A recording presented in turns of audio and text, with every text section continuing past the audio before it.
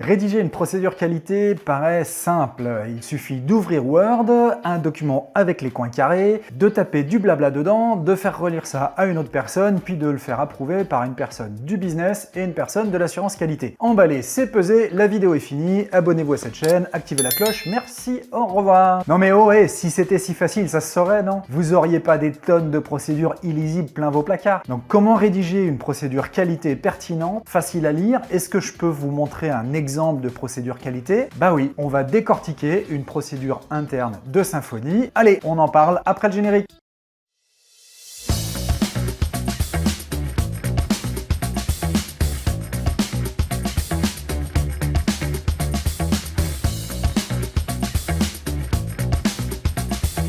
Le problème des procédures qualité, c'est qu'on peut y mettre tout ce qu'on veut. Ça veut surtout dire n'importe quoi en fait. Et le problème de Word, c'est que c'est juste un stylo. Alors quand votre département qualité vous dit « Tiens, pour rédiger une procédure qualité, t'as juste à utiliser le template », il vous dit rien et vous laisse seul face au syndrome de la page blanche. Dans le meilleur des cas, vous allez remplir toutes les rubriques avec des choses que vous seul comprenez, et dans le pire des cas, vous laissez tomber en pensant que définitivement, les procédures et la paperasse, c'est pas votre truc. Alors on va corriger un peu tout ça et on repart des bases. On va déjà faire le tri dans vos idées. Dans votre cerveau, vous avez plusieurs types d'informations. Du pourquoi, du quoi, du qui fait quoi et quand, et du comment. C'est important de classer vos informations parce qu'on va poser une grosse définition là sur la table. Une procédure, c'est pour décrire qui fait quoi. Rien d'autre. Peut-être un peu de combien, un peu de quand, un peu de où si vous voulez, mais surtout pas de pourquoi, ni du quoi descriptif, ni du comment. Prenons un exemple très concret. Parlons de la procédure interne de Symfony appelée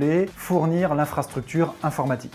À aucun moment dans cette procédure, on va expliquer pourquoi avoir des logiciels et une infra sécurisée chez Symfony c'est important, ni c'est quoi une infra informatique. Ça, ce sera dans les kit learning, des petites vidéos de quelques minutes. On va pas non plus expliquer comment utiliser WeTransfer ou comment encrypter une clé USB ou un disque amovible. Donc on va se contenter du qui fait quoi. Et rien que ça, ou presque. Allez, on regarde les 5 étapes pour rédiger une procédure qualité et je prends comme exemple notre procédure fournir l'infrastructure informatique. C'est parti. Étape numéro 1, décrire le processus couvert par la procédure. Un très bon moyen d'avoir des procédures claires, c'est d'abord un scope clair. Et le meilleur moyen de clarifier le scope, c'est de le baser sur un processus end-to-end, c'est-à-dire un processus qui part d'un département et qui se finit dans un autre département. Il faut éviter l'erreur classique de dire « c'est le processus de mon département ». Ça n'a aucun sens de dire ça. Donc revenons à notre processus. Ici dans la procédure Symfony, le processus commence avec des besoins de nouveaux outils ou de nouvelles exigences contractuelles, ou bien un nouvel arrivant ou un nouveau sous-traitant. Et il se termine avec un utilisateur productif et satisfait, du matériel réalloué en fin de cycle, et si jamais un utilisateur rencontre un problème, l'incident ou l'incident potentiel est identifié. Ensuite, mettez la vidéo en pause pour voir les différentes étapes du processus. Pour plus de précision, vous pouvez décrire un niveau de détail supérieur pour faire apparaître l'intérieur de chaque sous-processus, comme par exemple ici dans notre procédure, ça aurait peut-être valu le coup de décrire le détail de gérer et maintenir le parc informatique. Étape numéro 2, décrivez les responsabilités sous forme de RACI. Alors les RACI, c'est comme n'importe quel outil, vous pouvez faire n'importe quoi si vous l'utilisez à l'envers. Pour ceux qui nous suivent depuis longtemps, vous savez combien on est attaché au RACI, mais celui qui respecte les 9 bonnes pratiques. Je vous mets le lien vers la vidéo ici qui reprend les 9 bonnes pratiques et cette vidéo est aussi en lien avec d'autres qui détaillent chacune des 9 pratiques. Au passage, abonnez-vous, c'est le meilleur moyen de rentrer dans nos méthodes sans que ça ne vous coûte rien.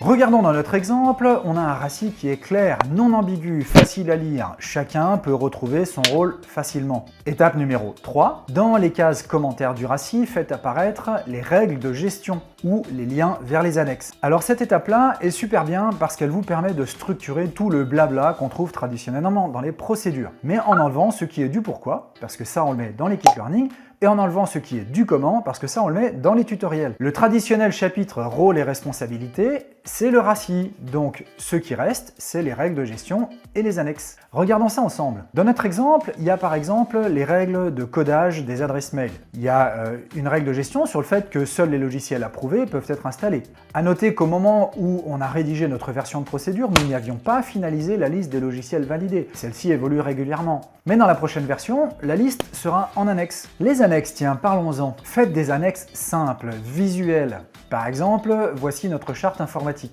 Et là, vous voyez un truc génial dans le modèle, c'est que c'est agile, flexible. Et pour faire une mise à jour de version, c'est super facile. Allez, on passe à l'étape numéro 4, rédiger avec le moins de mots possible. Arrêtez avec les phrases alambiquées du style « il est recommandé de »,« il est requis de ».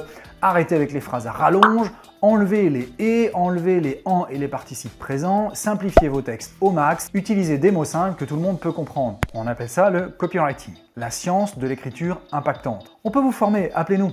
Enfin, étape 5, virez votre traditionnel template avec les chapitres, but du document, scope du document, rôle et responsabilités, blablabla. Tout le monde trouve ça débile, mais tout le monde le fait. Vous pouvez par exemple prendre notre structure sans problème, mais ici, on a encore un document Word avec les coins carrés. Mais dans un futur proche, on vire tout ça. Allez, hop!